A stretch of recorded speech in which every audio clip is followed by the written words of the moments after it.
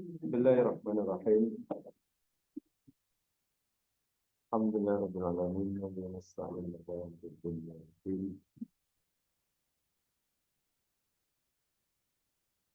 Salatu wassalamu ala asyrafil anbiya'i wal mursalin. Nabiyina Rasulina Muhammad wa ala alihi wa ashabihi.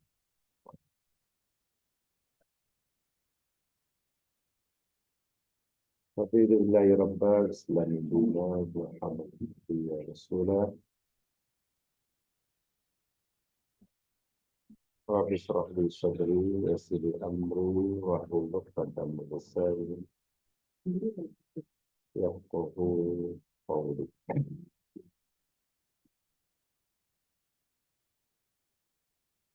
Allahumma alimna yanfa'una nafa'na ma 'allamtana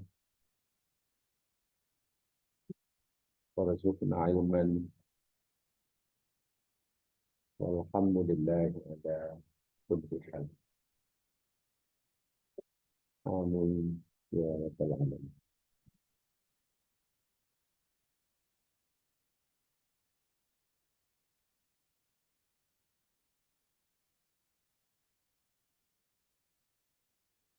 Insyaallah kita akan teruskan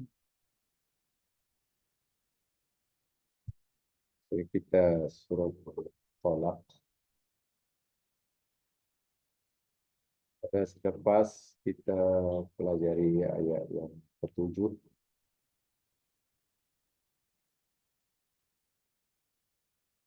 Sebagian penjelasannya telah saya berikan.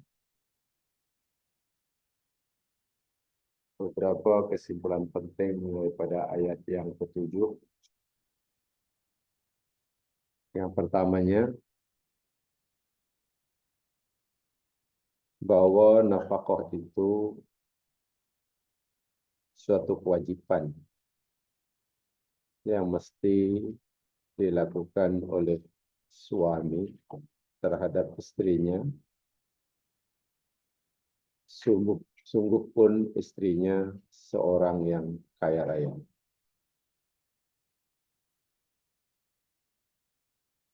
Itu kesimpulan pertama yang sangat penting. Sehingga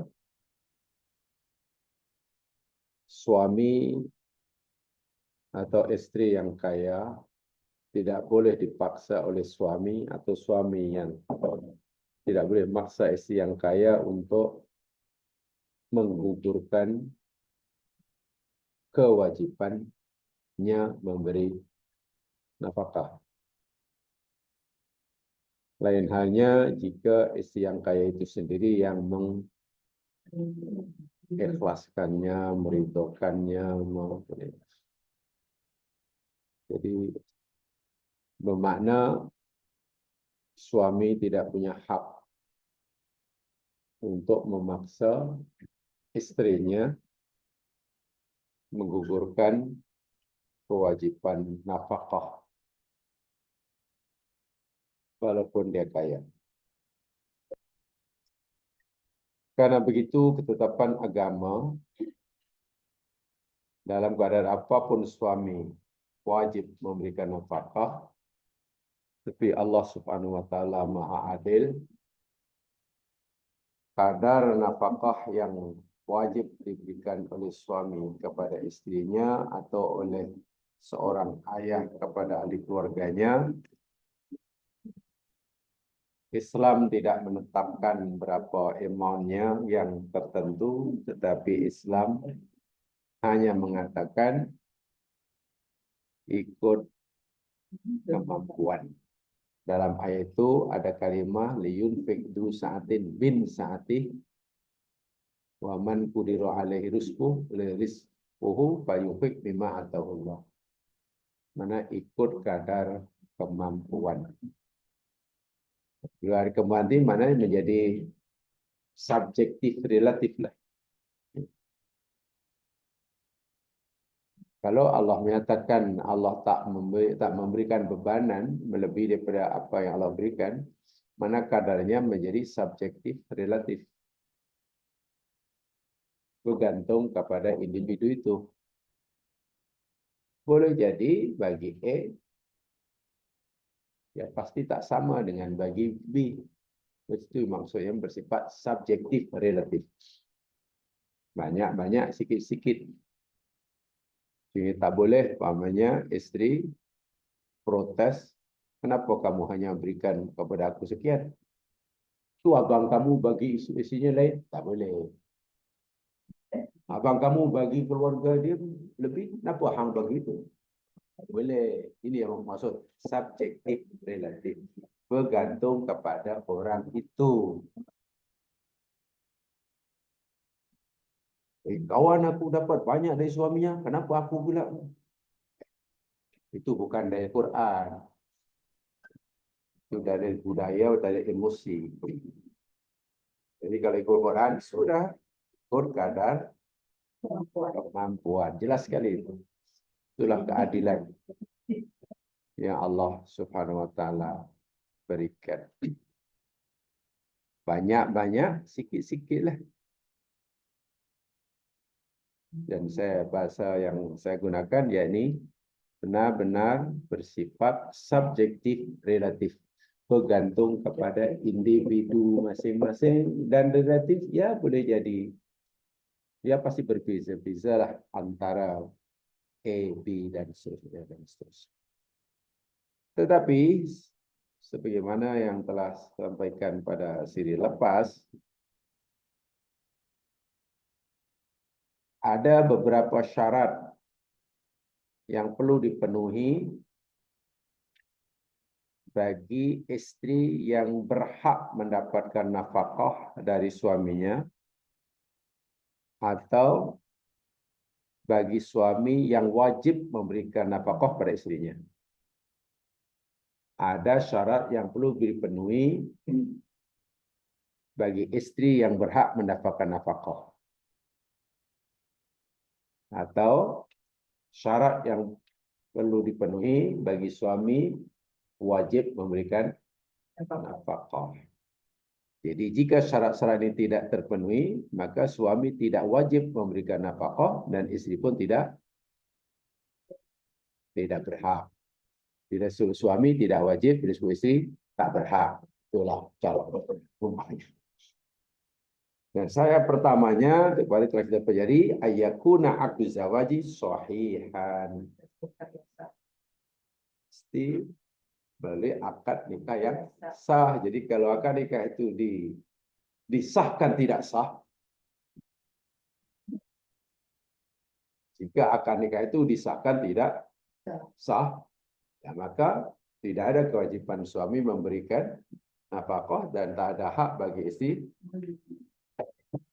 batil. Dan yang mensahkan atau tidak, ya tentulah ya, yang berwajib. Yang dicontoh diberi katalah seseorang perempuan al-bikru istilahnya. Kalau bikru ini sudah kesempatan perempuan yang belum pernah berkahwin, kemudian dia tidak kawin tanpa wali, walhal walinya ada, orang tuanya ada, ayahnya ada, namanya mujbir. Orang tua ini ayah kandung maksudnya. Itu dalam agama disebut wali mujbir. Mujbir. Mem, jim, ba, ro. M-U-J-B-I-R. Mujbir. M-U-J-B-I-R. M-U-B-I-R. Maknanya Ajbarus biru dari kalimat Jabbar. Kan ada nama Allah Al-Jabbar. Satu di ada nama Jabbar, yakni yang memaksa. Jadi wali musbir yakni wali dalam nikah yang Allah beri kuasa memaksa. Sama ada akad nikah itu boleh diteruskan atau tidak. Jadi betul-betul kata putus ada pada wali, yakni ayah kandung yang hendak mengawinkan anak perempuannya yang anak dara. Itu ayah boleh, walaupun semua setuju, tapi orang tua, ayah wali yang kata, saya tidak setuju, ya tak boleh. Jadi betul-betul punya apa ya? Ya punya kuasa untuk isbar, itu namanya musbir. Tiba-tiba katalah perempuan tadi yang masih punya wali musbir, dia kawin, mentang-mentang karena bapaknya tak setuju, lalu kawin lari dan pakailah wali apa namanya. Nah, ialah wali apa umurnya. Ini bukan masalah tempatnya. Boleh, mau Malaysia, mau kawin di Papua Nugini pun boleh. Syaratnya walinya wali ada lah. Sah atau tidaknya perkawinan bukan ditentukan oleh tempat. Maksudnya di mana saja tempat tidak mempengaruhi sah atau tidaknya suatu akad nikah. Sah atau tidak akad nikah itu ditentukan oleh ada atau tidak syarat rukunnya.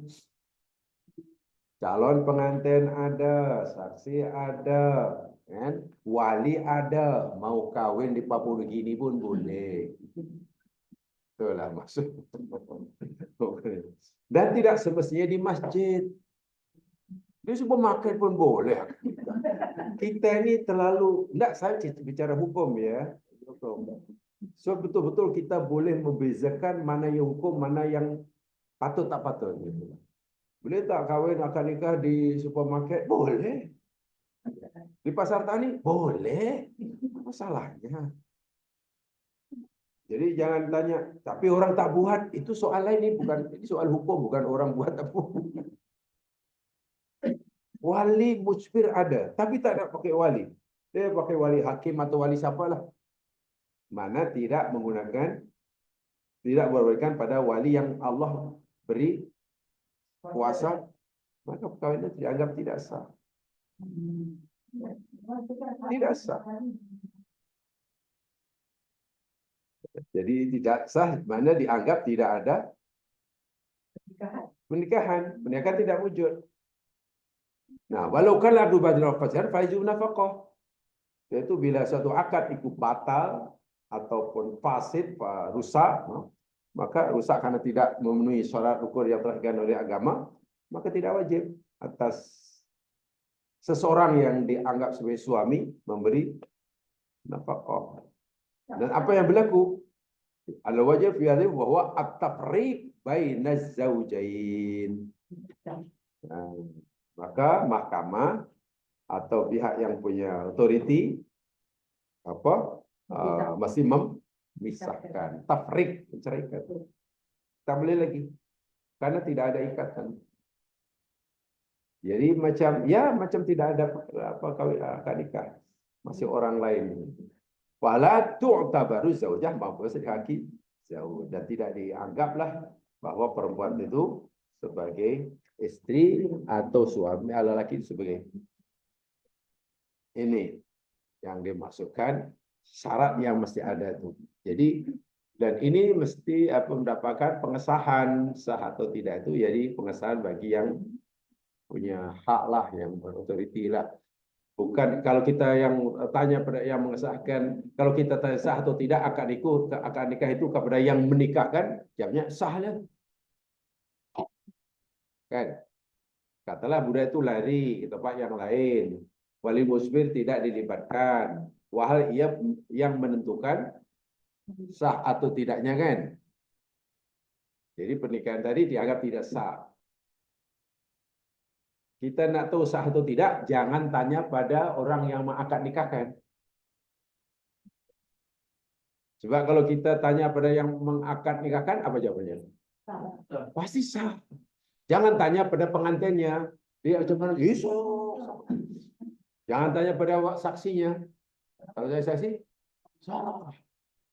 Jangan tanya kawan yang menjadi eskortnya. Pasti sah. Tanya kepada yang berhak memberikan keputusan.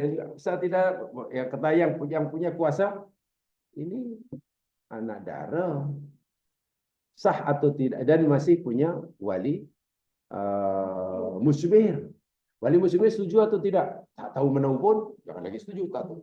Nah, ketika itu mesti tidak sah. Walaupun semua tadi pengantin kata sah, saksi sah, itu sah, ya pastilah takkan orang meningkatkan kata dia tak sah. Rugi dia tak dapat upah. Dah terbang jauh-jauh. Itu contoh, contoh perkawinan yang tidak sah. Batal, man dianggap tidak apa? Dianggap akad nikah itu tidak sah, gitulah. Dianggap tidak. Nah, ya.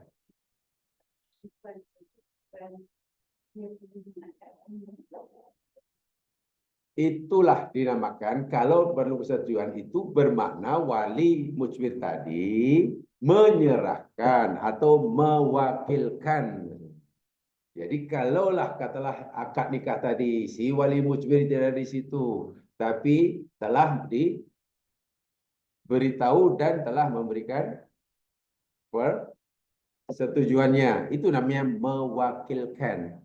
So itu nanti apa namanya, orang yang makan pasti akan kata aku nikahkan di kau dengan si fulan, dengan anak bulan-bulan, dengan berwakilankan yang di kan kepada contoh. Itu maksudnya. Tapi kalau diberitahu, cik, cik nak kahwin ni dan bahkan apa membalikan saya, boleh, saya tidak setuju. Ya sudah, jangan teruskan. Jadi perlu persetujuan, bukan perlu pemberitahuan ya.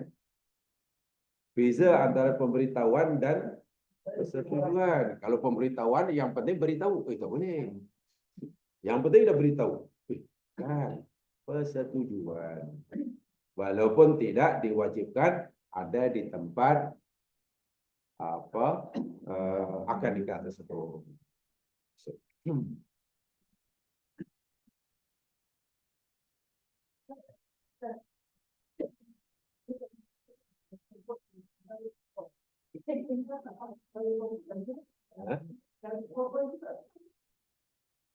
Saya Islam tidak pernah kayak koboi. Apa yang saya sampaikan tadi koboi atau bukan, itu aja lah. Jangan buat istilah yang Islam tak ada lalu tanya Islam. Saya tahu kebiasaan orang Melayu begitu. Dia buat contoh yang Islam tak ada lalu tahu punya hukumnya. Coba yang saya contohkan tadi koboi ataupun betul. Bahlo koboi atau koboi atau catboy tadi yang saya contoh tadi lagi. Tepulang. Jadi istilah itu bagi saya tak ada kenapa dengan Islam, sehingga tidak ada kaitan cara hukumnya apa. Kan? Kalau yang dimaksudkan, sebab dalam Islam ini hanya ada dua istilah saja. Satu akad nikah yang sah, dua akad nikah yang tidak sah. Kalau akad nikah itu sah, walaupun yang datang semua pengantinnya pakai seragam koboi, tidak boleh seperti itu maksud saya. Sebaliknya kalau kawin itu tidak sah karena tidak memenuhi syarat rukun kan, rukun akad tidak dipenuhi. Walaupun yang datang semua pakai jubah Arab, itu kawin koboi, namanya tak sah. Jadi saya takut nanti sesuatu yang tidak ada dalam agama lalu tanya hukumnya, itu pasti tidak jumpa. Islam hanya mengenal perkawinan itu sah atau tidak sah. Baik, hari yang koboi termasuk yang mana? Nah, kan begitu. Jadi kalau itu banyak asal tidak. Kalau koboi itu maksudnya perkawinan yang tidak sah, asal perkawinan tidak memenuhi syarat rukun, namanya kawin koboi, kawin kuda, kawin kambing, kawin lembu, terpulang mau nama apa pun.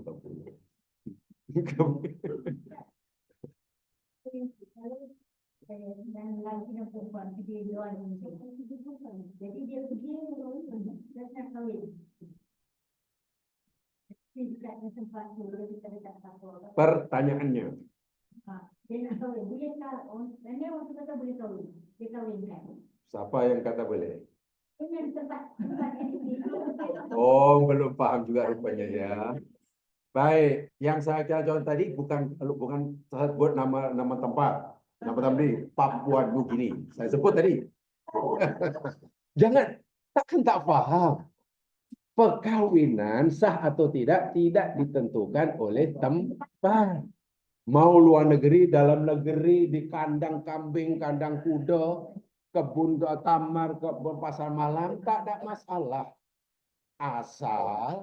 Asal nih rukun-rukun syarat perkawinan itu dipenuhi.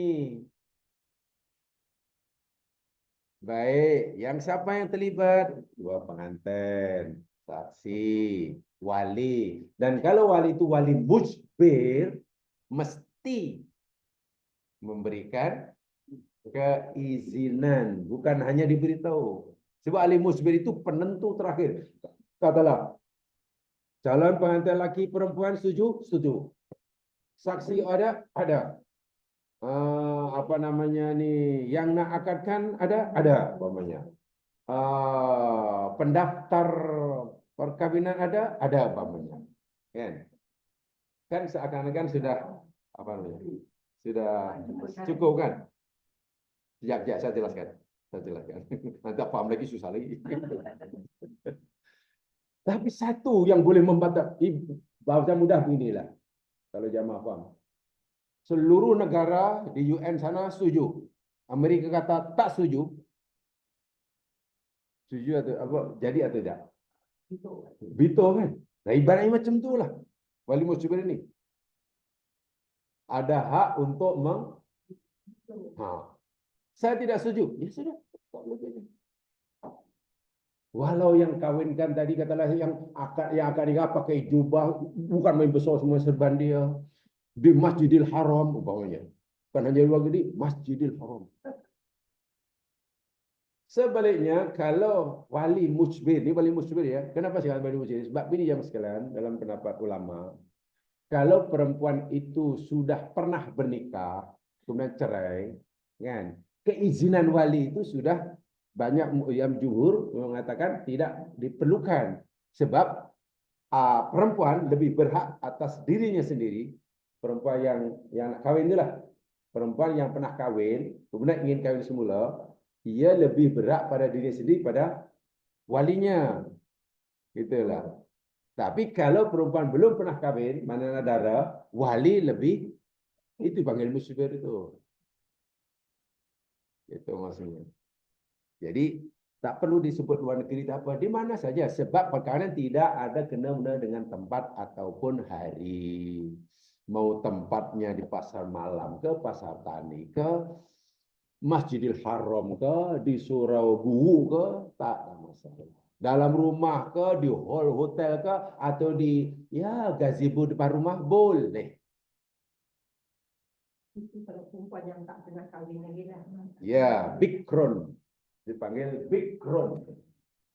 Dalam agama, kan ada bikron, ada as-sayyibu.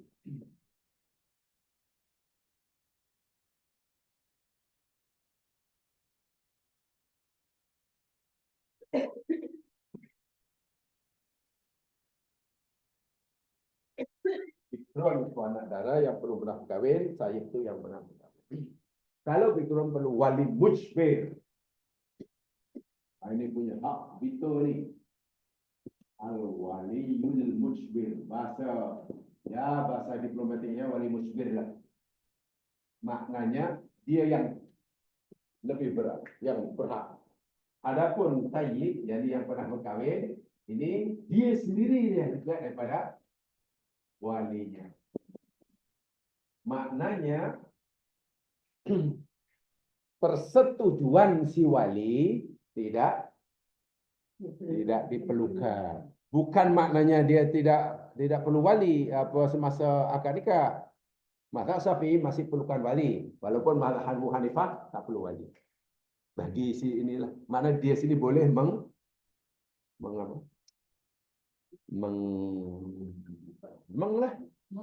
keputusan sendiri tanpa gitu. Paham dia? Jadi akad nikah itu penting, memastikan ia sah atau tidak. Sangat penting. Supaya kalau tidak, ya susah.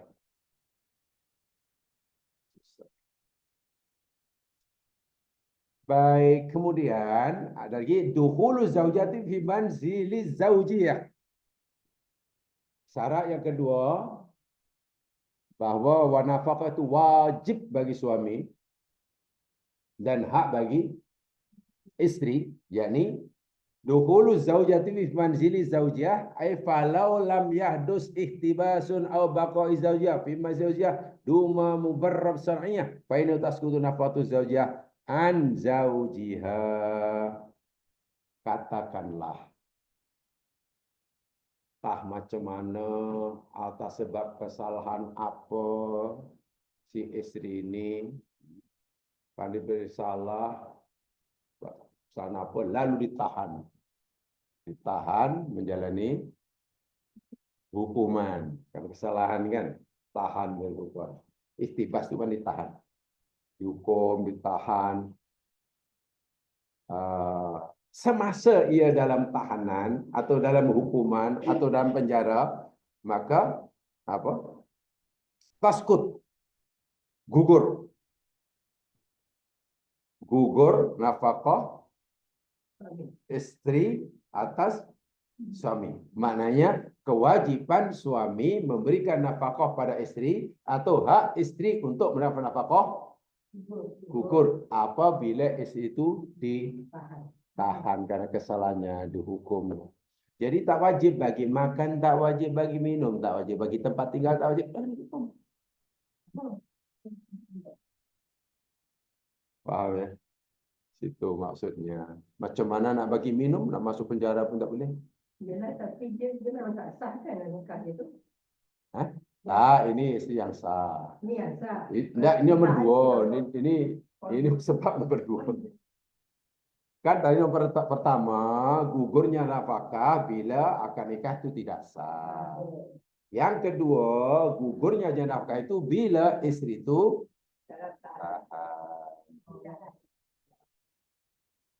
dihukum macam mana? 5 tahun 5 tahun lah. Dia suami tak perlu fikir makan minum apa. Karena istri sudah kehilangan hak untuk mendapatkan nafkah. Ya. Tapi adakah gugur karena istri tadi sudah bukan lagi istrinya? Tidak. Dia tetap jadi istri itu. Kan masih ada hubungan suami istri masih ya, hanya istrinya ditahan penjara, suami di luar. Ya ketika itulah gugur. Istri tidak ada kewajiban untuk melaksanakan kewajiban sebagai istri, macam mana mereka kan ditahan. Bila istri tidak lagi punya kewajipan untuk melaksanakan kewajipan sebagai istri kepada suami, suami pun tidak ada hak, tidak mendapatkan hak suami kan? Apa hak suami yang dia dapat bila istri ditahan? Sebab nafkah ini jamaah sekalian ya, nafkah kan kewajiban kami ya kerjakan. Begini cara berpikirnya agama memberitahu kita. Nafkah itu adalah kewajiban suami, ya, wajibun zauj, oke, wajibun zauj. Dan nafkah adalah hak istri, itu ya. Begini cara memahaminya cara mudah inilah. Sekarang bila istri ini tidak lagi duduk serumah dengan suami kerana ditahan, dihukum, dipenjara. Okey. Agak-agak istri mampu tak melaksanakan kewajipannya sebagai istri terhadap suami? Agak-agak. Itu akan suruh kerja cuci celongkang di penjara. Basuhkan baju warden dia, malah yang dilayan malah orang luar kan. Bila istri sudah tidak lagi menunaikan kewajipannya, kan terhalang nih, gagal memberikan kewajibannya terhadap apa suaminya kan, maka suami tidak lagi wajib memberikan nafkah. Istri yang berhak dengan nafkah itu yakni istri yang masih mampu melaksanakan kewajibannya. Demikian juga suami yang wajib memberikan nafkah itu yakni suami yang mendapatkan apa jadi hak dia. Jadi antara hak dan kewajiban itu ada satu apa ya? Kita ada hak karena kita ada kewajiban, gitu kan? Kalau kita telah berjaya melaksanakan kewajiban kita, maka kita ada hak untuk mendapatkan balasan, imbalan, kan? Tapi kalau orang tidak melaksanakan apa kewajibannya, apa hak yang bahasa mudahlah? Kalau kita melakukan kewajiban bekerja, ya kita ada hak untuk dapat upah, gitulah. Bila kita sudah tidak lagi mau bekerja, mana ada upah? Majikan wajib memberikan upahnya kepada pekerjanya yang bekerja untuknya. Betul kan? Jadi begini maksudnya. Ini ditahan. Kita kerja ni. Itu contohnya ya. Ya? Dia ada wira. Maksudnya? Suami apa tu? Suami yang itu lain. Kalau suami menjalankan itu tetap istri mendapatkan nafkah. Suatu istri masih boleh bahkan bukan masih boleh masih tetap wajib duduk di rumah suaminya. Kan ada rumah. Ya. Menggunakan apa yang ada. Kalau ada simpanan masih menggunakan simpanannya kalau ada. Tapi kalau simpanannya dah kering, pendapatan suami pun tak ada, tak adalah kewajiban. Bukan tak ada kewajiban. Karena kan Quran kata, hendaklah suami memberi nafkah pada istri ikut kadar. Jadi kalau simpanan pun dah kering. Tinggal ada lah kambing seekor. Ya kambing seekor itu ya. Yang jenis bukan. Habis kalau kambing pun tak ada, itu tak ada, pendapat tak ada, kebun pun dah dijual, dah habis katalah. Tapi bukan maknanya gugur ya. Istri karena suami tidak lagi mampu kan. Sedangkan Allah menyuruh suami memberi nafkah itu ikut kadar kemampuan. Jadi istri tetap berhak untuk dapatkan nafkah walaupun suaminya di penjara atau ditahan. Ya.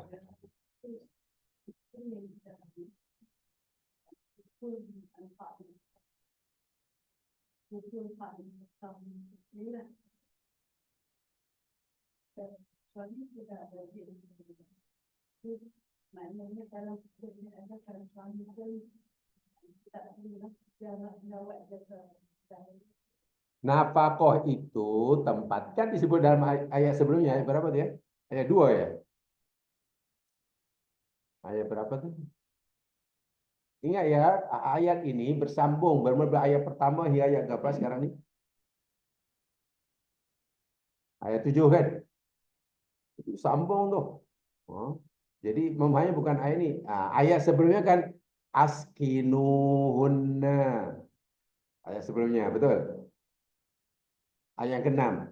Beri tempat tinggal. Betul. Yang layak lah. Kemudian beri infak. Infak itu masuklah makan, minum dan segala-galanya lah. Kan? Kemudian di dalam ayat yang ke mana? Sebelumnya ada lagi sebelumnya. Ringkas kata bahwa nafkah itu kewajiban suami pada istri itu nafkah seperti makan, minum, tempat tinggal, pakaian, kesehatan, perlindungan dan segalanya kan. Itu nafkah. Maknanya apa yang diperlukan oleh istrinya semasa hidup. Itu gugur jika istri dalam penjara. Tapi gugur ini jangan kita anggap dia bukan istrinya. Dia tetap istrinya. Jadi adapun melawat ya elok saya kalau ada time melawat lah. Raya datang lah. Jangankan istri orang lain pun boleh tengok. Yang itu tidak gugur. Karena masih istri. Maknanya karena dia masih istri, ia masih berhak diperlakukan sebagai istri gitu lah. Yang gugur nafkah tadi. Apakah lawatan termasuk nafkah? Kan. Apakah bila bergugur tak perlu salam? Saya tak boleh bagi nafkah, saya tak wajib. Salam bukan nafkah. Nafkah itu yang di sebelumnya itu. Tinggal dapur semua dan pakaian katalah istri agaknya di 3 tahun mesti pakaiannya ada rusak. Ya tak payah belikan. Ini ya, saya kata tak wajib belikan bukan memang tak boleh belikan ya. Bezakan. Suami sudah tidak lagi wajib memberikan pakaian, menjaga pakaiannya. Bukan tak boleh. Maknanya kalau ada peluang katalah sempena hari kemerdekaan. Penjara buka masa untuk lawatan. Silalah bawa baju bagi. Tapi ingat itu bukan nafkah, itulah. Ya, apa sajalah. Ya. Ya dari bertukar. Artinya jika tidak beri baju pun tidak berdosa. Kalau nafkah kan berdosa. Kalau dia tak bagi makan, berdosa. Kalau dia nafkah. Tapi kalau tak bagi makan pun, tak apa. Nah, disitulah kan dalam agama ini bukan hanya cita hukum makam, tapi dalam agama kan juga cita akhlak. Nah, itu kaitannya sudah dengan akhlak, kaitan dengan rasa. Ya, macam itu. Kalau fikah citanya hukum hakam, boleh tak boleh? Itu fikah. Ini cita fikah nih, peraturan syarak nih. Tapi ingat dalam Islam bukan hanya akidah Islam, tapi juga ada ihsan. Jadi kalau melawat katalah dengan membawa makanan yang dia sukai, itu kaidah ihsan. Tak ada lagi dengan hukum hakam. Mesti begitu tak boleh. Wajib tidak. Tetap diharuskan. Bahkan satu perbuatan yang baik itu, yang sangat mulia. Paham? Yang kedua tu sudah ya. Jadi poin yang kedua, sebab yang kedua atau syarat yang kedua, istri tidak sedang ditahan atau dan yang semakna dengannya lah, ditahan ke, dihukum ke, di apa ke. Kalau istri mengalami seperti itu, maka gugurlah haknya untuk mendapatkan nafkah atau gugurlah suami, kewajiban suami memberikan nafkah. Kemudian yang ketiga, apa syarat ketiga? Suami wajib memberi nafkah, isteri berhak menerima nafkah, atau apakah perkara ketiga yang menyebabkan gugur kewajiban suami memberi nafkah, gugur hak isteri menerima atau mendapatkan nafkah. Yang ketiga yang sekalian, yakni apa yang dipanggil az-zaujatun nasizah. Istri nusyuz. Nusus. Bahasa Melayu pun nusus ya. Apa bahasa Melayu nusus? Bahasa Arabnya ini.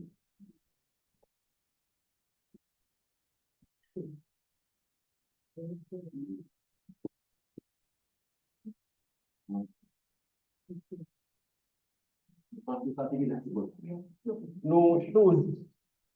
Nusyuz. Kalau bahasa Melayu kan nusus gitu ya. Sus. Ini nusyuz. Pakai shin kemudian disebut zai. Jadi makrosnya agak payah sikit. Az-zawjatul lati takhruju an ta'ati zawjiha bi ghairi mubar syar'iyyin aw bi sababin laisa min jihatihi. Istri nusuz yakni istri yang tidak mau melaksanakan kewajibannya sebagai istri terhadap suami tanpa uzur syara. Istri tidak mau melaksanakan kewajibannya sebagai istri pada suami tanpa uzur syar'i. Ya, dalam bahasa Melayu biasanya musuh itu diterjemahkan dalam dengan penjelasan yang lebih luas, derhaka. Istri derhaka. Dia suka-suka nak pergi, hilang-hilang bila-bila. Habis hibur lah, ni terpulang aku lah. Aku balik, aku tak balik, terpulang lah. Awak nak pergi mana lagi kan baru balik. Tak payah tanya-tanya lah. Ini nak keluar balik ni bila nanti balik lagi. Tak tahu lagi. Cepat-cepatlah kalau yalah sehari ke esok petang tak tahu lagi, tak pasti. Tak minggu depan pun belum.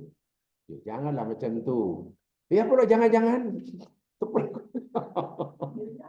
Katakanlah ada isteri macam itu, gugur je sekali. Ya. Tak wajib isteri untuk mendapatkan lagi nafkah. Iya. Ya, walaupun tentulah kalau di Malaysia ni kira kan ada dua undang-undang. Satu hukum agama, kedua mahkamah syariah kan. Jadi kadang-kadang apa yang dikatakan oleh hukum syarak itu dah sah, tapi kadang menunggu sah atau tidaknya, menunggu keputusan mahkamah syariah kan. Itu masalah. Ya contohlah, ada orang Selangor kan anaknya di Perak umpamanya tanpa kebenaran qadi setempat. Faham masa kahwin di Perak tadi sudah memenuhi syarat rukun syarat. Wali ada, semua ada, no? Sah. Apa itu sah? Kan? Tapi untuk mendapatkan pengesahan biasanya kan kena bila balik ke Selangor kenapa? Kena daftar ke apa ya? Kena daftar untuk dapatkan sijil. Karena apa lagi? Banyaklah. Jadi karena ada dua hukum itu, jadi untuk menentukannya apa namanya isi tadi nusus atau tidak dan jatuh apa gugur kewajibannya, jadi kena mendapatkan di Malaysia. Masanya ada dua itu masanya ada dua hukum tu. Kalau dari si agama macam tu. Ya waktu itu. Bahkan saya ulangi, bahkan begitu istitati nusus seperti ini. Saat itu jika suami mau menggunakannya sebagai alasan mentalaknya, betul. Kalau istri yang nusus tadi, dia jadikan suami untuk ya sudah cukup alasan. Sudah cukup alasan. Karena apa ya? Tiap hari saya katakan, talak yakni hak yang Allah berikan pada suami kan. Talak adalah hak cerai yang Allah berikan pada suami berpunca dari istri. Ya contoh inilah. Suaminya bagus, suaminya selalu bagus. Istri asyik hilang aja. Suami misali, suami apa cemerlang gemilang terbilang, istri asyik hilang aja.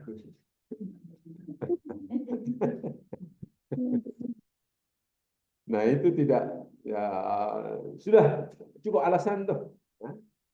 Au tahruju zaujatu min bazi zawjiha bi ghairi ini zaujah duna atau si istri tadi ini kira nusus keluar meninggalkan rumah suaminya yang selama ini duduk bersama suaminya, pergi ke rumah lain, mungkin ada rumah sewa, dan dia tak bukan karena alasan syarat, karena asalnya sana ada seorang je lah, syaratnya lebih suka satu rumah sana tu.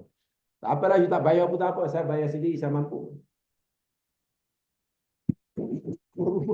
Pindah rumah, meninggalkan rumah yang selama ini duduk dengan suaminya karena dia tak apa, saya suka yang rumah. You tak bagi sewa pun tak apa, saya sendiri mampu sewa apanya. Itu dipanggil nusyuz. dan gugur sebenarnya apa namanya nafkahnya. Namanya. Ya, itu yang saya katakan tadi. Saya bicara hukum agama saya tidak bicara kaitan dengan mahkamah syariah.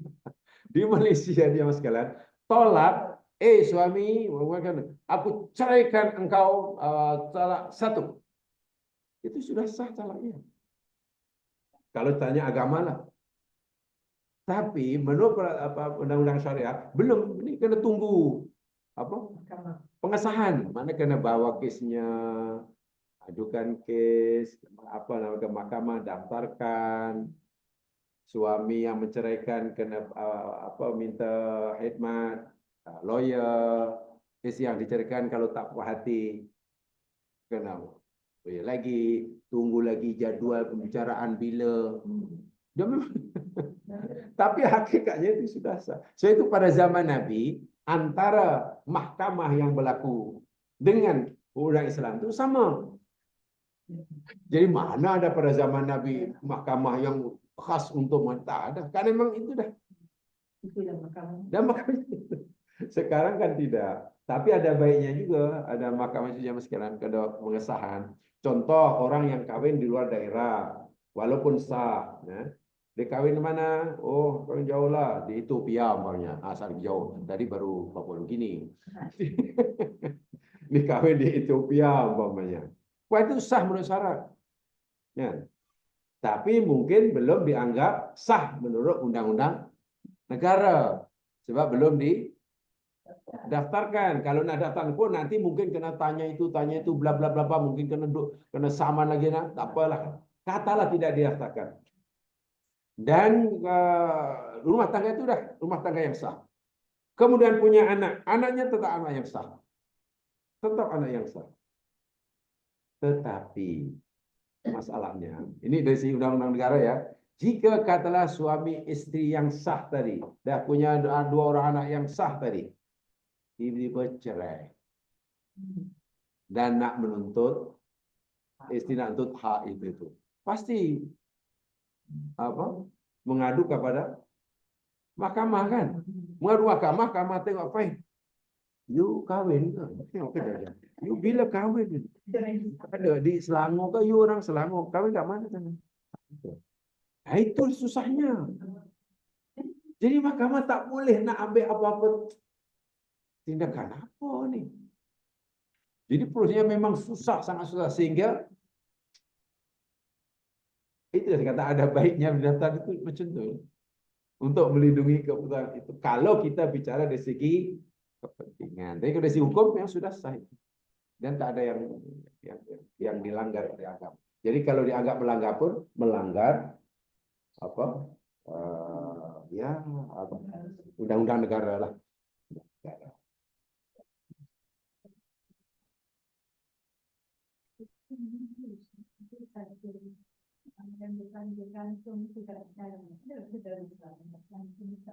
Berlaku mengenai ini bukan kalimat khusus, itu biasanya ini kerana kejahatan suami. Baik, istilah istri gantung tak bertali, ayat itu ataupun statement itu lebih ditujukan kepada suami bukan pada istri. Jadi dalam arti kata apa? Pelakunya adalah suami, yang terkorban adalah istri. Jadi itu tak ada khusus tidak.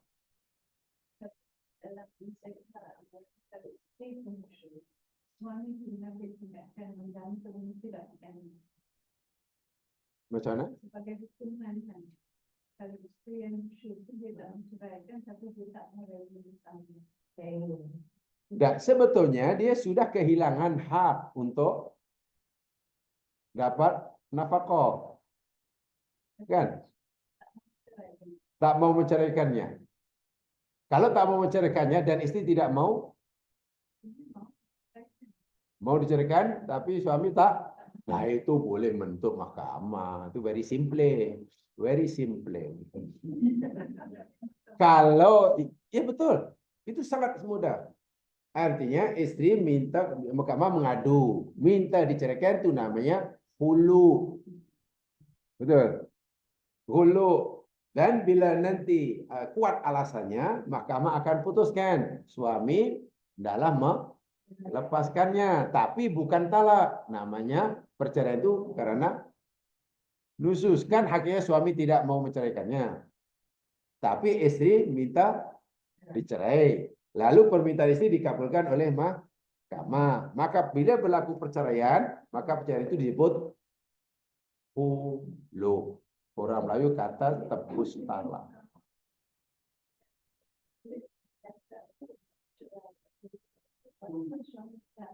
Ya itulah hulu itu kan begitu.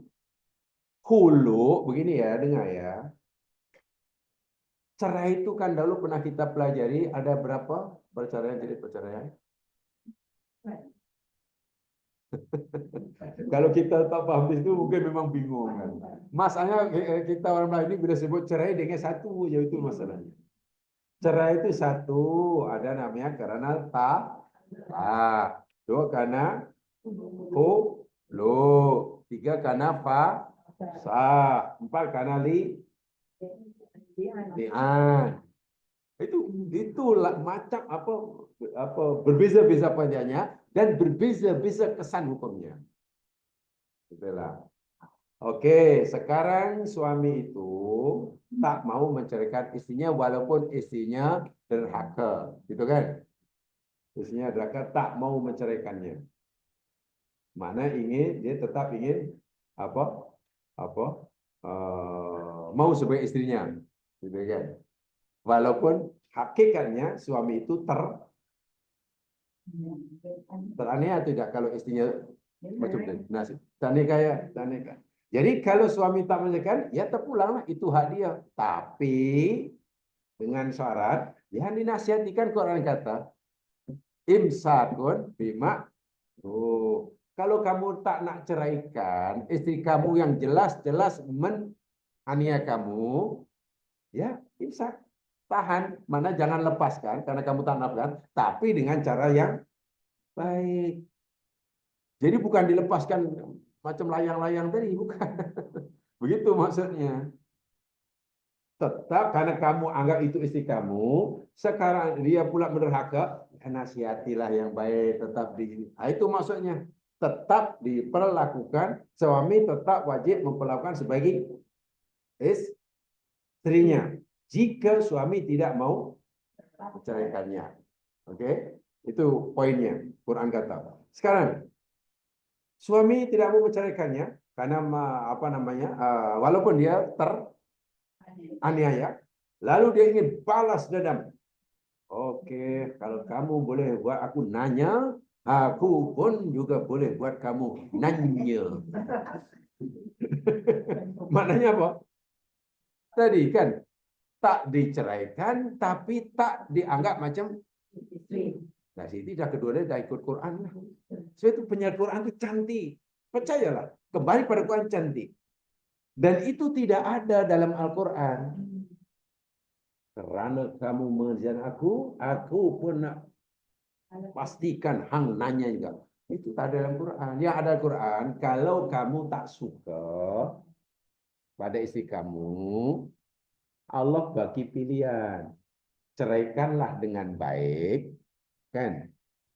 Atau kamu tetap jadikan istri dengan baik. Kan ada ma'ruf, kan kita pelajari ya, bil ma'ruf, bil ihsan. Tahu kan bezanya ma'ruf, ihsan, ma'ruf, ihsan. Walaupun kamu tak suka istri kamu itu, karena dia menjalini kamu ini posisinya yani dianiaya, tapi kamu tak nak lepaskan, ya kamu baiklah, ma'ruflah. Ma'ruf maknanya kamu tetap perlakuan dia dengan baik, berbuat baiklah, tunaikan apa yang jadi berikan apa yang jadi haknya, walaupun hati kamu tak ada rasa suka. Itu kan ma'ruf begitu kan. Tapi kalau kamu nak menceraikan, melepaskannya pun tak ada masalah, Quran kata. Tapi kalau kamu lepaskan pun bi ihsan. Ihsan maknanya apa? Tetap kamu berbuat baik, memberikan kebaikan tanpa mengharapkan. Luar biasa. Jadi kalau itu dilaksanakan, tidak timbul wow, putus talinya, kapal terbang tak boleh turun. Ini kadang-kadang kita ini oleh situ. Kenapa Allah kata wa in tanaza'tum fi syai'in faruddu ila Allah. Jika kamu berbalas dengan sesuatu, rujuk Quran. Karena bila tak rujuk pada Quran, pasti masalah itu berlah bercabang-cabang. Jadi suami tadi diberi pilihan, sama ada kamu nak tetap mau kan ia jadi istri kamu, kalau kan makruf lah. Tetap layak sebagai layak istri, berat dapatkan nafkah, walaupun hati kamu tak suka. Tapi kalau kamu sudah tak tahan, terus-menerus, aku pula yang baik. Sementara dia tetap hehehe, bapaknya. Nah, situ Allah kata, kalau kamu tak sabar, tak apalah, kau ceraikan. Allah kata, aku benarkan, ceraikan saja. Dan bila kamu ceraikan pun dengan ihsan. Biar dia, sehingga kamu tak ada rasa. Tapi kalau firman Allah ini tidak dijadikan panduan bagi suami, katakanlah, apa? Kau buat aku macam ni ya, nanya aku dah setengah tahun. Sabar itu ada batasnya, saya bukan malaikat. Tunggu saja. Aku pun boleh buat kau lebih nanya pada itu. Itu mana Quran yang dipakai? Quran itu penyelesai terakhir gitulah. Selagi tidak melalui Quran, percayalah, hidup pasti simpang siur kanan kiri utara selatan dan tidak ada yang benar, semuanya salah belaka. Atau kalau katalah suami seperti itu kan, milih jalan untuk menanya, membalas kezaliman istri kan. Istri pula ingin diceraikan, tapi suami tak mau. Nah, jalan paling mudah, jangan terlalu lama-lama, istri mengadu aja ke mahkamah, jadi mengadukan tuntutan atau minta cerai, namanya kes hulu. Bila nanti alasannya dibenarkan oleh mahkamah, maka suami akan menceraikan istrinya bukan karena menggunakan hak talaknya, tapi karena arahan mahkamah, karena permintaan istri. Jadi perceraian itu bukan karena suami menggunakan hak talak, tapi perceraian itu yakni jatuh karena istri menggunakan hak hulu. Biasanya tahu kan dulu kesan hukumnya, kalau cerai itu karena sebab talak dengan perceraian karena hulu, tahu perbedaan kesan hukumnya? Kalau cerai pertama apa kesannya? Kalau talak,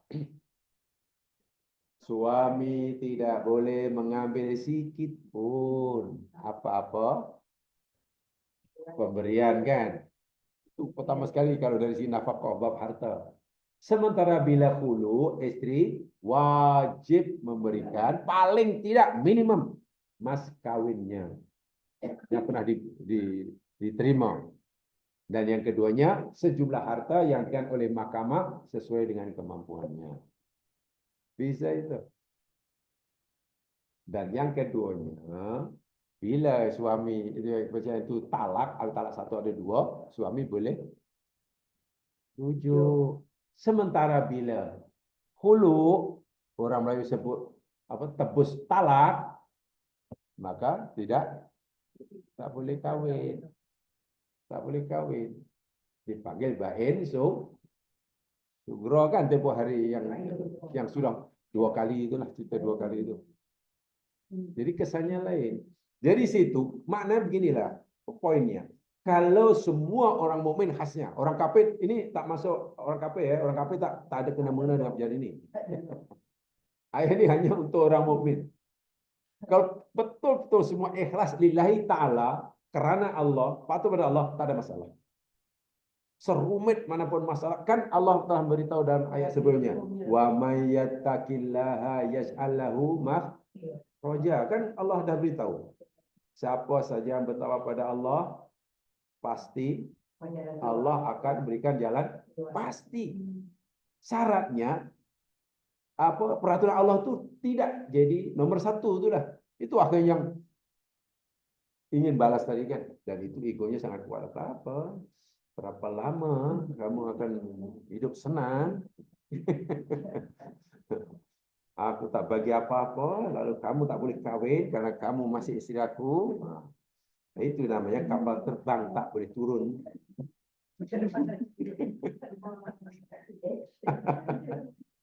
Kapal terbang tak boleh.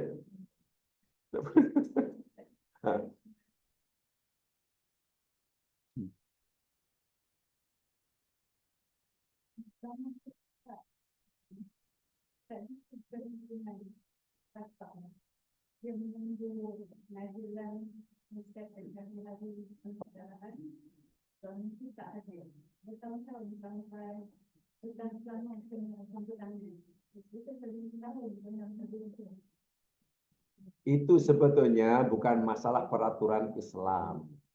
Kalau berlaku itu karena perangai orang Islam. Bisa kan itu? Perangai orang Islam tidak semestinya Islamik. Betul tak? Islam pasti betul. Oke ya. Islam pasti adil, Islam pasti betul. Tetapi perangai, perbuatan serta orang Islam belum tentu betul. Karena banyak perangai perbuatan orang Islam yang bercanggah dengan Islam sendiri. Jadi yang jadi masalah bukan hukum Islamnya. Yang dimaksud perlu orang Islam, apalagi yang punya tugasan seperti ini, perlu didisiplinkan atau perlu diislamkan. Jadi ada satu istilah, kita perlu mengislamkan, kita perlu memuslimkan orang Islam. Jadi karena ada islamisasi Muslim. Iya, saya pernah berkata begitu, betul. Dan kebetulan itu yang tanya itu maksud ada satu kelas dan boleh katakanlah mungkin dalam 45 kalau tak sampai 50 lah. Jamaah ini lawyer dan bekas hakim. Jadi pertanyaan benar-benar macam itu. Jadi saya malah tanya balik. Cemana saya tak ada pengalaman menjadi hakim malah ditanya oleh hakim berkaitan dengan kerja hakim. Saya bukan seorang lawyer, bukan pakar undang-undang, tapi ditanya tentang masalah undang-undang oleh pakar undang-undang, kan pelik. Akhirnya mereka nak paksa juga. Saya jawab seperti tadi ini. Jawaban saya karena saya ini hanya belajar belajar Al-Quran. Jadi kalau semua kembali pada Al-Quran itu pasti beres. Masalahnya ramai orang Islam sendiri tidak percaya kepada apa kata Quran. Quran pasti betul. Tindakan yang kita pilih belum tentu betul. Sehingga saya pakai istilah, nampaknya kita perlu ada gerakan, berani melakukan gerakan untuk kita sendiri, yakni islamisasi orang Islam. Ya, kalau tidak ada itu susah ya misalnya. Saya pernah ditanya, bahkan saya sangat simpati dan ada hamba Allah. Ini jamaah juga. Dia cerai oleh suaminya. Apalah itu cerai itu memang masalah wajar.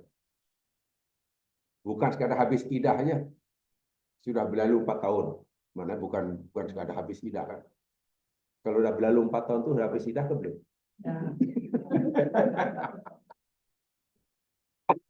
Anaknya pula ikut dia, ikut mak dia, istrinya inilah, dia bersekolah. Tapi kes perceraian ini belum putus di mahkamah. Itu tadilah kes naik turun. Ya kadang ada saja di samping menunggu tukar tuntutan ya, tunggu giliran ya. Tak boleh hari ini mengemukakan esok boleh. Apalagi kesnya kan, Masya Allah file di mahkamah nih. Di Selangor tahun bila dulu saya lupa. Tahun bila saya lupa, tapi Jabatan Gabungan Selangor pernah melakukan kes perceraian di Selangor tahun itu lebih banyak daripada kes perkawinan. Orang nak cerai di Selangor tahun itulah, saya lupa tahun berapa, lebih ramai daripada orang yang nak kawin. Pelik tak? Wah, nak kawin senang kan? Nak kawin senang, zaman kan hari nak kawin dapat siji terus dapat dah. Sah. Tapi nak cerai, Takkan hari cerai kemudian esok dapat sijil cerai, memakan masa. Hanya kawan ini selepas 4 tahun masih belum putus suaminya, tak apalah dicerai itu. Dia bukan bukan kesal karena perceraian. Tapi kenapa case-nya tak segera diputuskan? Suaminya sudah kawin orang lain. Si suaminya sudah kawin. Sudah punya rumah tangga. Perempuan ini pun tentu ingin kawin karena masih muda. Membesarkan anaknya pula. Ingin nak kawin pula, ada kawan orang nak kawin dengan dia, tapi nak kawin tak boleh, kan dia belum statusnya masih istri kan. Kemudian ya serba salah kan. Akhirnya beliau nak mengadu pada siapa, saya tanya, ya ini bukan kerja saya, kalau boleh tolonglah, push lah dia punya. Tapi kadang-kadang lawyer dia pula yang jadi macam perempuan ini macam dijadikan macam mangsa lah. Kalau dalam bahasa kami belajar dulu, perempuan ini macam dijadikan oleh pihak tertentu sebagai lembu perahan. Tahu lembu perah? Tak tahu. Mana hanya diambil susunya aja lah. Yang penting jadi ya kasihan kan sampai macam itu. Suaminya sudah, tak apalah suami kawin tak apa, dia boleh tak ada idah, tak ada apa, dan kawin seorang. Ini yang istrinya ini diceraikan sudah berlalu 4 tahun, maknanya sudah habis idahnya, tapi belum dapat pernyataan. Sebab nanti kalau nak kawin pasti ditanya statusnya kan. Wan, saya siapa? Oh, saya anak dara. Ya ini budak tingkat 5 ni siapa? Takkan susah. Oh, saya sebetulnya janda. Mana? Dan dia tahu hukum. Tengok bagaimana susahnya. Itu saya kata perlu ada islamisasi orang Islam. Bukan mengislamkan hukum Islam ya. Islam sudah betul. Yang perlu diislamkan ya ini. Orang-orangnya. Kasihan. Sangat kasihan. Dia terpaksa bekerja sendiri, menyara anaknya. Nak kawin tak, masih belum boleh. Bukan tak ada orang yang nak kawin dengan dia. Tapi ada halangan-halangan apa yang itu? Ada halangan-halangan, ada sekatan-sekatan. Bukan daripada apa ya? Sebab kalau dalam Islam tidak ada sekatan, nggak sepatutnya. Habis idah dah boleh kawin kan, cerai dah sah. Jadi mungkin halangannya karena ya selembar kertas A4 yang menyatakan bahwa betul-betul kasihan saya kasihan, saya tak boleh buat apa-apa. Ya itu aja, ya push sajalah lawyer itu kan ini macam mana. Cerita apa adanya saja. Pernah cerita lawyer pula, oh nantilah pasal saya pernah rekis lain. Dah, banyak lawyernya jadikan perempuan ini sebagai lembu perah. Itu banyak, sebetulnya banyak.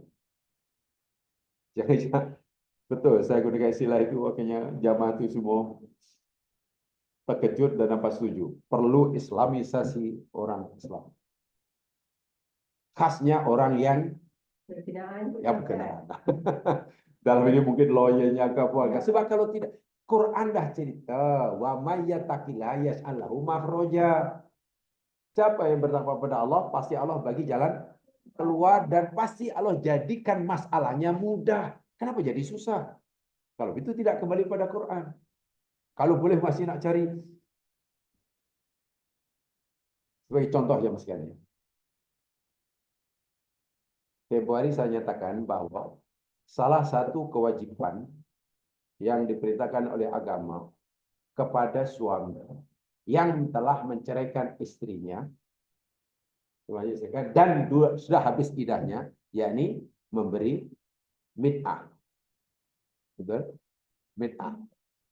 Dalam Al-Quran ada ayat yang menyuruh suami yang menceraikan istrinya, dan istri dah habis idah dah. Bukan belum habis. Kalau belum habis kan masih, saya masih istri kan. Ini dah habis, dan istri itu boleh kawin dengan orang lain. Suami wajib memberi mit'ah.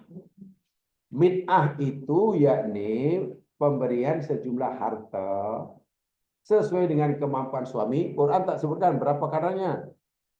Kalau suaminya jutawan, ya juta-juta lah. Kalau suaminya ribuan, ya ribu-ribu aja lah. Kalau suaminya ringgitan, gitu aja lah.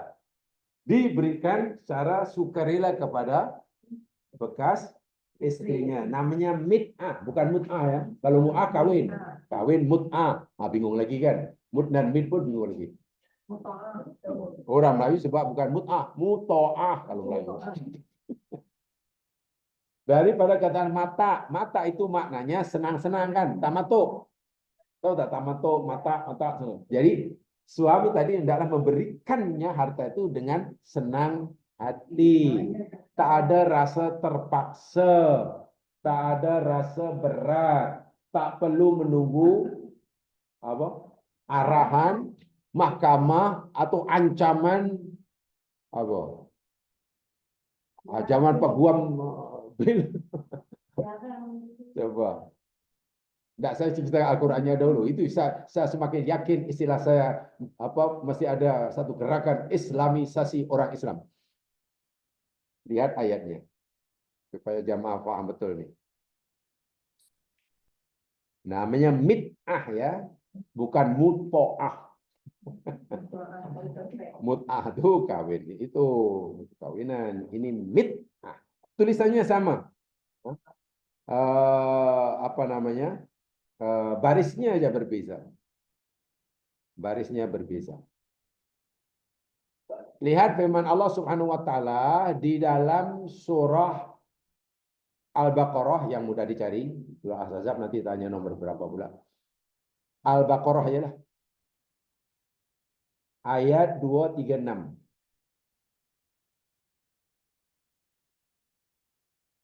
Al-Baqarah 236.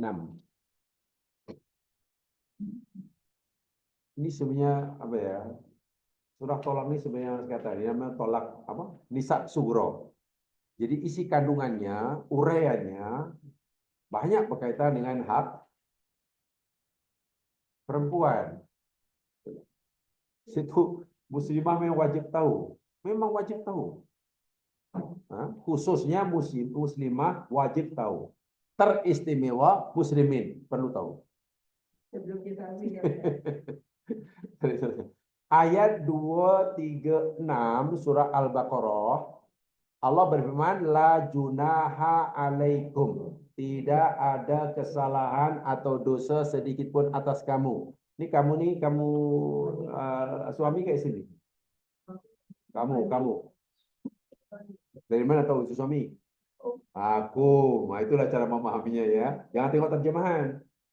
Kum. Sebab kalau kum kan mudzakkar. In tolaktumun nisa. Jika kamu mentolak. Jika kamu mentolak. Tolak kamu ini maknanya suami. An-nisa'a akan istri. Istri atau perempuan? Nisa. Istri. Jangan diartikan perempuan. Di sini mana istri bukan perempuan. Jika kamu mencarikan perempuan mana kawin belum carikan perempuan. Itulah indahnya bahasa Al-Quran. Sebab nanti ada kalimat nisa dalam Quran yang mempunyai dua makna. Boleh dua makna. Satu bermakna perempuan secara umum. Yang kedua bermakna istri secara khusus. Dan itu menunjukkan perbezaan pendapat yang sangat ketara itu antara ulama itu.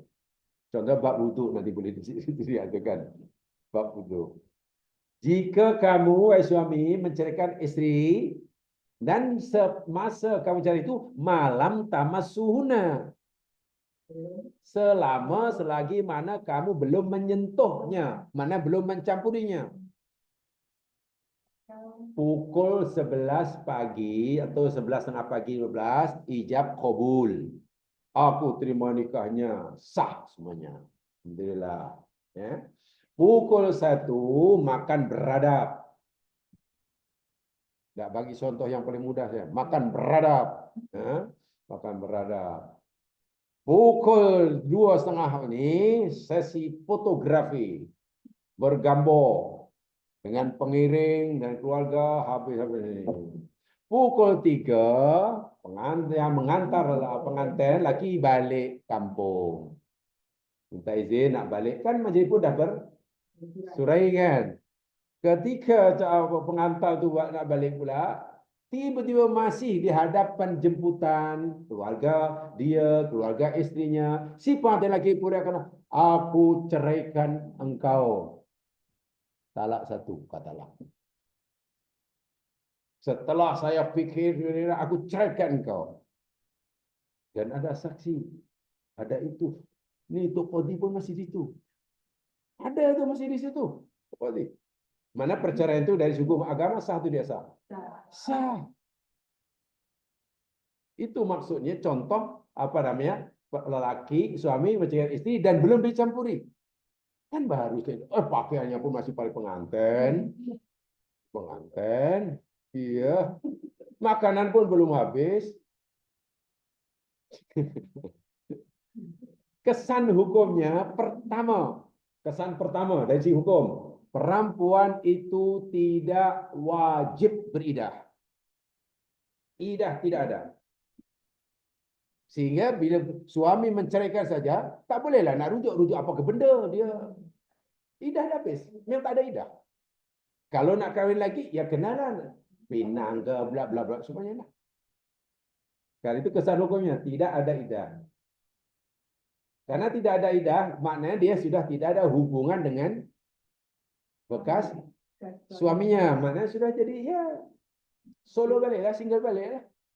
Kan? Jika minta ini jadi segi hukum ya, segi hukum bukan saya patut tak patut. Lagi-lagi saya selalu ingatkan, bicara agama jangan istilah patut tak patut. Atau orang buat atau tak buat. Katakanlah, karena qadi masih ada, borang pun masih ada 2 kosong. Makanan pun belum habis. Tiba perempuan itu ingin kawin karena ada orang nak kawin waktu itu. Nah, yakni pengapitnya ingin kawin pula. Oh ya, di Pinang pula setuju pula. Walinya setuju. Tok Qadi, oh ya kebetulan masih ada borang isi lagi. Mas kawin. Lari akad itu. Aku tak dekat kau dah sah. Iya. Dan akhirnya yang jadi pengampitnya bekas suaminya. Itu contoh umpamanya. Boleh. Itulah agama tu itulah. Habis macam mana perasaannya? Saya tak cerita perasaan. Macam mana patut tak patut? Saya cerita patut. Saya tak cerita apa kata orang. Apa pula cerita kata orang? Ini cerita agama. Okey, satu kan?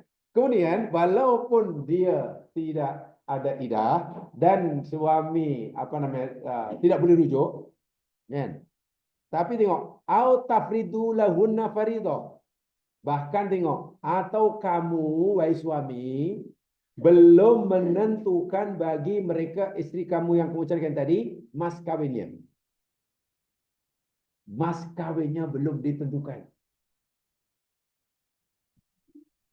Ya mas sekalian, mas kawin itu syarat yang perlu dipenuhi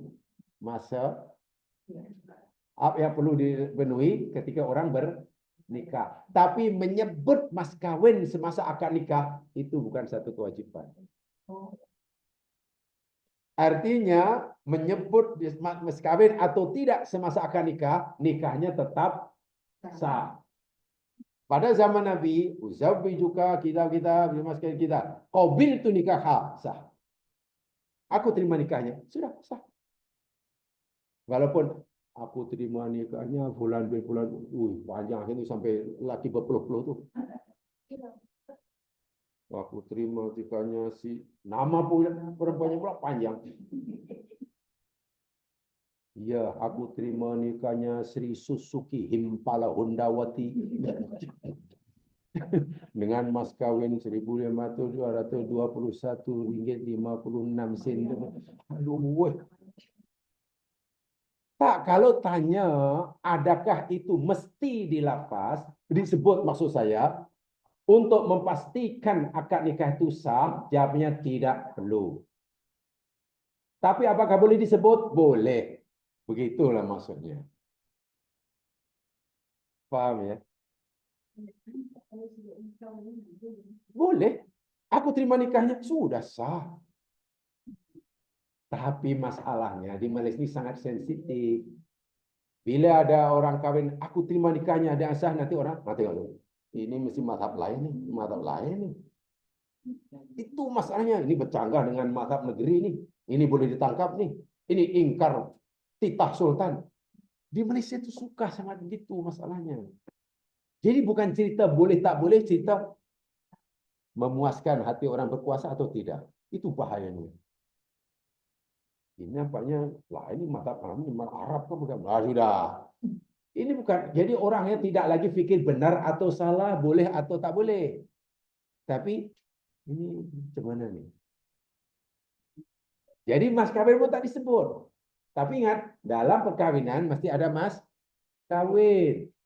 Tapi menyebut jumlah mas kawin atau jenis mas kawin semasa akad nikah bukan syarat perkawinan. Itulah. Artinya kalau orang kata, aku terima nikahnya, sah.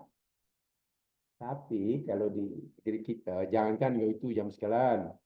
Menyebut silap ayatnya itu pun, aku terima nikahnya pulang pialakan, aku kata, oh tidak sah. Nya tidak ada. Kerana aku terima nikah Fatimah binti Ali. Nya tak boleh. Lain pula. Aku terima nikahnya, tidak. Tadi kenapa berhenti nafas tadi? Bukan satu nafas.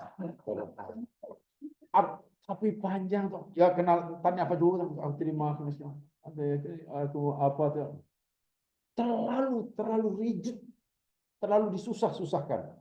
Sehingga tidak mustahil orang yang tak biasa bercakap dengan orang ramai akan nikahnya gugup dan banyak kali. Ingat dulu di Pantai Timur ada orang apa namanya pengantin tumbuk kodi. Ya, mungkin malu kan. Apa nak nikah ditanya macam-macam. Apa nikah? Ya, Muslim bilang, tolong baca doa kunut. Bukan mengenal orang nak kami suruh baca doa kunut. Tolong apa baca berapa rukun Islam berapa? Nah. Puasa. Apa syarat-syarat puasa? Itu Buddha tu manalah tahu, kalau tahu pun mana ingat. Sekali tak ingat pula teman. Macam mana nak kahwin rukun puasa pun tak tahu. Ini nak ambil SPM kah? Kita yang menyusahkan. Itu hanya perlu islamisasi orang Islam. Jadi Islam itu mudah, jangan disusah-susahkan. Kalau nak tanya, rukun Islam nantilah. Susah ya. Tapi itulah masanya kalau makin panjang, makin itu akhirnya orang pun, wih baguslah khotbah itu. Wih hebat semula, budak itu tanya macam-macam, saya setuju. Sampai budak itu berpuluh-puluh, 3 kali baru sah. Itu menyusahkan tuh. Ingat dulu di Pantai Timur, Terengganu ya, ada pengantin tumbuk khotbah. Mungkin pasal dipermalukan depan itu, mungkin nampak. Jadi kamu ceraikan istri sebelum kamu mencampuri, bahkan kamu tidak menyebut jumlah mas kawin di semasa akad nikah. Belum. Famatiuhunna. Kalau belum sebut mas kawin itu pun tidak perlu diberikan. Mana istri tadi ya, yang diceraikan belum dicampuri dan mas kawin pun tadi sebutkan tidak berhak dapat mas kawin. Tetapi jika suami tadi menceraikan istrinya selepas dicampurinya, mas kawin masa mas kawin disebut kawin, kemudian cerai sebelum dicampuri, mas kawinnya telah diberitahukan, telah disebutkan. Mas kawinnya berapa umpamanya? RM22.50. Nah, dia kembali pada zaman kuno-kuno lah. Disebut, tak macam mana habis walimah dicerai pula. Betul kan? Pertama tak ada idah, tapi suami karena sudah menyebut mas kawinnya sudah menentukan kan? RM22.50 kan? Maka si suami adalah wajib membayar setengah daripadanya. Dan ini bukan masalah nilai ekonomi ya, ini masalah hukum. Jadi kena bayar RM11.30. sen. Ya, 11 ringgit 30 sen wajib. Kalau tidak dibayar dosa. Maknanya ia makan benda yang haram, gitulah. Tapi kalau sudah disebut, kalau tak disebut, tak ditentukan, tak payah. Kalau tak payah, lalu apa kewajiban bagi suami tadi? Istri sudah penat-penat, apa namanya, mawa apa namanya ni, majlis walimah lagi, tumbang seekor kerbau. Ini tengok. Wa matti'u hunna. Inilah. Wa matti'u, dan berikan oleh kamu suami mit'ah. Ya, kalimah ini matti'u ini lah. Beri mit'ah kepada istri kamu tadi, bekas istri. Berapa kadar mit'ahnya Allah tak tentukan. Alal musik qadaru. Bagi orang yang berkelapangan, keluasan, rezekinya banyak, ya ikut kadarnya lah. Wa alal muqtir qadaru. Dan atau orang yang susah disempitkan rezekinya, ikut kadar kemampuannya. Mata'an bil ma'ruf, itu adalah pemberian dengan sukarela dengan cara yang baik. Inilah dalil mit'ah. Mit'ah itu yakni pemberian harta yang diberikan oleh bekas suami, kepada bekas istrinya. Yang suruh siapa? Yang suruh bagi? Allah. Kadarnya berapa? Tak disebut. Allah kata kalau orang tu musi' itu rezekinya Allah limpahkan. Ya, banyaklah. Ingat dah dahulu ada orang dapat mit'ah 30 juta. Ya karena suaminya juta banyak. Mit'ahnya 30 juta. Oh. Ya. Ya itu hak perempuan. Macam okeylah.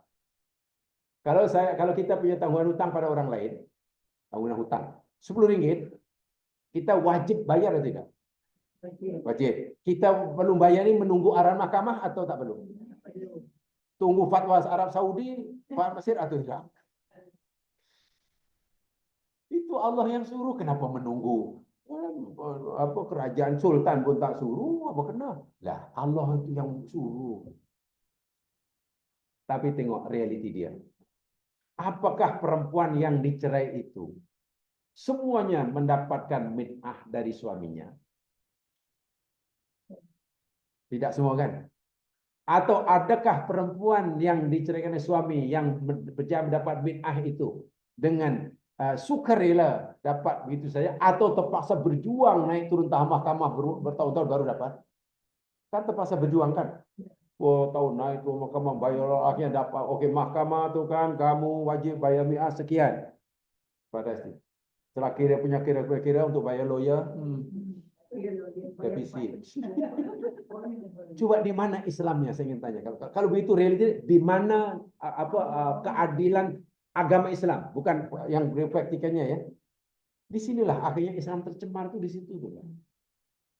Saya pernah cerita ini betul-betul saya katakan tadi. Di zaman saya kebanyakan lawyer dan bekas hakim, 40% kalau tidak salah. Mereka akhirnya, ya mungkin mereka pernah mengalami itu. Tapi karena saya diberi hak untuk cakap, ya cakap apa adanya. Tak kira saya berdepan saya. Iya, ya misalnya. Coba di mana? Jadi kalau Islam dianggap agak, kemudian ada orang Islam sebagai orang Islam atau non Muslim lebih-lebih lagi, pandang sebelah mata berislam, jangan salahkan Islamnya.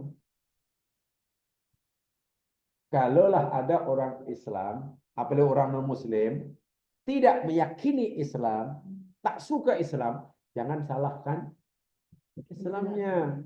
Salahkan kita yang mengamalkan tidak Islam. Sepatutnya si istri tidak perlu menuntut naik turun mahkamah, bayar lawyer salah sini. Suami perlu dengan kesadarannya memberikan sudah, kanan kau sudah buat istri. Bahkan tengok ayat ini. Suami tadi menceraikan istrinya belum pun mencampurinya. Pakaian pengantinnya pun belum ditanggal. Kena bayar. Dan kalau kaya banyaklah. Kalau dia penternak lembu, ya boleh bagi minah dengan lembu. Oke, mit'ah saya untuk kamu, saya bagi 100 ekor lembu. Karena itu aja harganya. Boleh. Yang penting mit'ah ini ya mas kan, harta pemberian yang ada nilainya, itulah. Tak semestinya uang. Boleh lembu, Mas kawin kan boleh mas kawin di lembu. Pakai lembu. Enggak, mas kawin pakai lembu boleh? Boleh. Apa tak susah. Yang penting ada nilai. Nilai. Kita yang senangkan duit kan. Ya kalau kita nak begini lembu, lepas itu lembu pula mas kawin lembu. Kita berikan pada anak raja ya, mesti tak nak lah. Nak.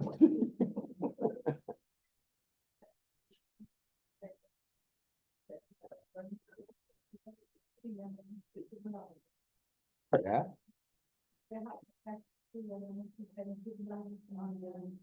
Mungkin istri mentua itu karena istri tahu kemampuan suami jadi sebagai panduan kepada mahkamah. Barangkali lah saya husnudon saja.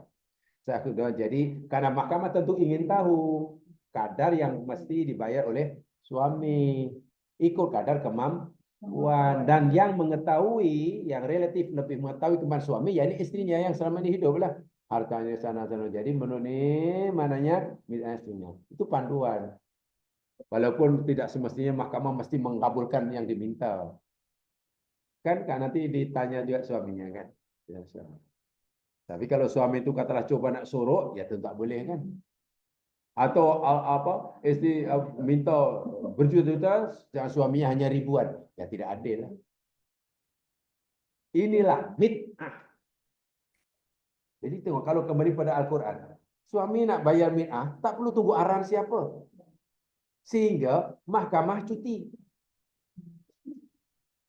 Yang ada Tuan Hakim kurang kerjanya. Kenapa? Karena orang ini dah dengan sukarela sebagai orang mukmin. Tapi tengok, karena dia tidak sukarela, oh hakim terpaksa berhari-hari. Bukankah itu pembaziran namanya? Pembaziran massa. Solat itu wajib atau tidak? Wajib. Kan? Suami tidak solat, terpaksa istrinya pula membawa kisah ke mahkamah. Nak pastikan suaminya solat. Lalu istri ada lawyer pasang. Setelah proses mahkamah 1 tahun setengah, Tuan Hakim, setelah kami menimbang berdasarkan ini, bukti dan ini, saat ini maka mahkamah memutuskan bahwa mahkamah mengabulkan permohonan istri. Mulai hari ini Ence wajib solat. Pelik kan kalau ada mahkamah itu pelik tak pelik? Pelik. Kenapa pelik? Solat kan wah. Tapi kenapa bab bid'ah orang menuntut tak rasa pelik kisah macam tu? Inilah saya katakan.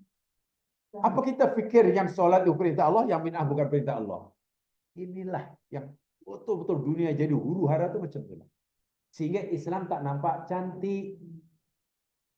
Yang menghodohkan itu bukan Islam. Sesetengah orang Islam itu yang perbuatannya. Mungkin ada yang ingat, dulu pernah ada ikut mungkin. Saya pernah buat satu tajukkan dulu. Di mana dulu saya berikan di sisi ini. Tajuknya apa? Membonsai Islam. Ada yang masih ingat? Mungkin ada CD dia itu. Kat mana dia? Oh ya ada. Ada Haiti Pakatan tu saya ingat. Itu Pakatan yang perlu buat Haiti di bukan di SMW inilah. SMW Kiara itulah. Itu waktu ada untuk dogif dia CD lah. Pasal minta itu arwah Kamardin. Jadi saya bagi apa agak yang mungkin tak dengar gitu lah. Sebab saya suka kalau bagi yang baru tu yang orang tak pernah dengar. Tapi betul ada. Jadi tajuknya memang pelik. Membonsai Islam. Kalau yang ada tu mesti baca coba lihat dengar semua. Maksudnya apa? Ramai orang Islam yang melakukan, yang mengerjakan tingkah laku orang Islam itu, hakikatnya bukan membesarkan Islam, bukan mencantikkan Islam, tapi saya malah membonsai. Tahu bonsai? Bonsai ini cantik ke tak cantik? Ditengok cantik tak cantik? Cantik kan? Nampak besar atau nampak kecil? Nampak dengan mata kepala kecil. Tapi dalam bayangan besar kan? Bonsai kan nampak macam pokok yang kan. Boleh untuk kita berteduh di bawahnya? Islam akhir zaman ini seperti itu. Islam itu sebenarnya boleh menaungi, orang semua boleh, tapi karena sudah dibonsai, dan yang membonsai perbuatan kita, ramai orang Islam sendiri yang menjadikan Islam ini bukan malah cantik, menawan, indah, besar, tapi makin kecil. Dan itu banyak sekali contohnya. Kalau ada sih mana saya tak ada simpanan. Coba dulu rekam. Membonsai Islam. Nah ini contohnya.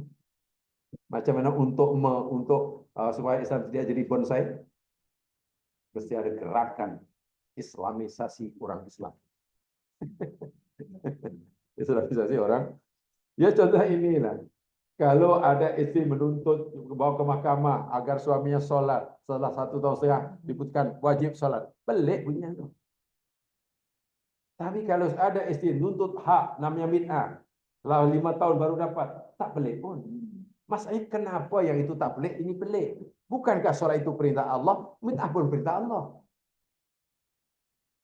Bukankah bila suami tak sholat tidak perlu dibawa ke mahkamah? Kan karena dia inilah agama tuh memang tak tahu lah. Ya pokoknya semua karena iman ya Mas ya.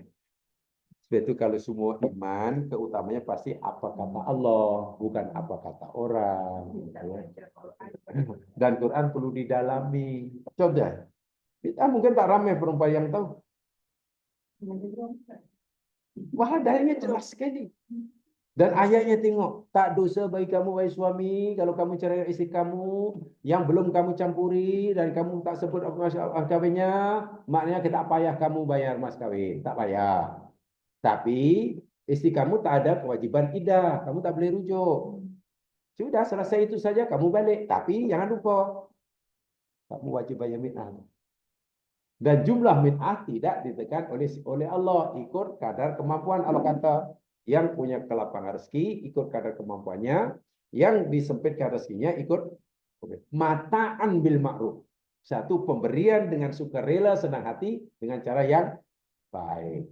Ma'ruf telah kita pelajari, memberi tetap hak istri itu hak bekas istrinya itu, walaupun mungkin hatinya kan ma'ruf gitu.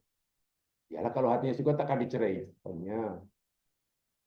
Dari majlis itu juga saya kata tadi, perempuan boleh kawin yang kedua, kurang masih ada. Kumpang untuk semula, pukul semula. Bekas suaminya jadi pengapitnya. Tak apa. Indah kan kalau. Nah, tapi tidak menyalahi hukum Islam. Bahkan banyak cerita-cerita agama yang melanggar hukum Islam. Orang tonton. Jadi bagi cara mengajar agama itu memang kena kena lah. Nabi bersabda, badal Islamu ghoriban. Islam datang aneh, asing, pelik. Wa sayaudu ghoriban kama bada. Dan suatu hari nanti Islam akan rasa pelik, aneh, asing. So itu kalau kita mengamalkan Islam yang Quran sebut, Nabi sebut 1400 tahun yang sekarang, pasti masyarakat akan ya begitulah. Dan itu dah Nabi dah betul dah beritahu dah. Tapi Nabi, jangan khawatir, tu balil ghuraba. Beruntung bertuahlah orang-orang yang dianggap aneh dan asing ini. Kan hanya orang yang menganggap kita aneh. Nabi dan Quran tak anggap kita aneh. Jadi benda yang betul akhir zaman dianggap benda yang pelik, aneh. Orang tak buat. Nah itu perlu keberanian. Itu perlu keberanian.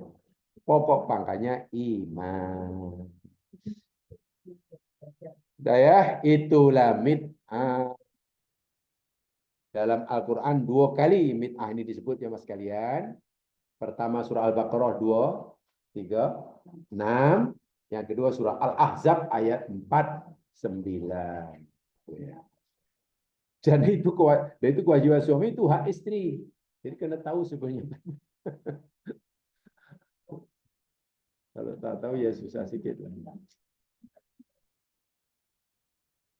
Wallahu a'lam. Ya. Saya tak tahu sebab hanya 2 hari, yang penting dapat sijil. 2 hari. 2 hari dah dapat siji, budak pun happy, confident. Bukan confident, budak pun overconfident sebenarnya. Bukan confident. Overconfident. Sebab yang penting datang kursus kan. You paham ke tak paham, you macam itu. Yang penting you datang dan nanti dapat siji. Bahkan minta maaf, sering minta maaf lah. Ada suara-suara sumbang. Kursus perkawinan. Yang hampir-hampir diwajibkan sekarang ini. Ada pula orang yang ada tangan-tangan jahil yang nakal ini sudah dikomersialiskan. Nah, itu bahayanya. Jadi bukan hanya kerajaan yang sepatutnya free, tapi sudah ada orang buka ini dan bahaya itu. Dan alah sedihnya lah kalau Islamnya. Dahlah kursus haji pun memang dah lama komersialis. Kalau kursus kawin pun kursusnya cemana agaknya ya. Kenapa semua itu mesti di wait. Wang. Diingat betul, uang itu perlu, uang itu apa amat diperlukan. Tapi kan bukan segala-galanya. Jadi kadang, ya Allah, kenapa hidup ini jadi remeh-temeh? Tak boleh itu sebenarnya. Kan kekayaan itu agama supaya orang itu betul gitu. Kalau itu sudah dikomersialiskan, karena mungkin kerajaan tak mampu nak handle kan, akhirnya ada Ustaz buat ini, buat itu, ada tawaran lagi, nanti ada ini, dapat apa lagi, banyak. Aduh, kadang susah ya, kan susah, akhir zaman susah. Ya, asal kita selamat itu jalan. Sebab akhirnya matlamatnya kan uang kan, uang. Tak fikir kalau uang macam itu masih dipertikaikan apa statusnya. Sedangkan bila mati esok lusa disoal bertubi-tubi oleh Allah. Macam mana? Bila mati aja ditanya bertubi-tubi. Sedih, sangat-sangat sedih. Takutlah, menakutkan. Wallahu a'lam. Subhanakallahumma bihamdika asyhadu an la ilaha illa anta astaghfiruka wa atubu ilaik. A'udzu billahi minasyaitonir rajim. Innal insana fi khusr illa alladziina aamanu wa shalihat wa tawashaw bil haqq wa tawashaw. Assalamualaikum warahmatullahi wabarakatuh.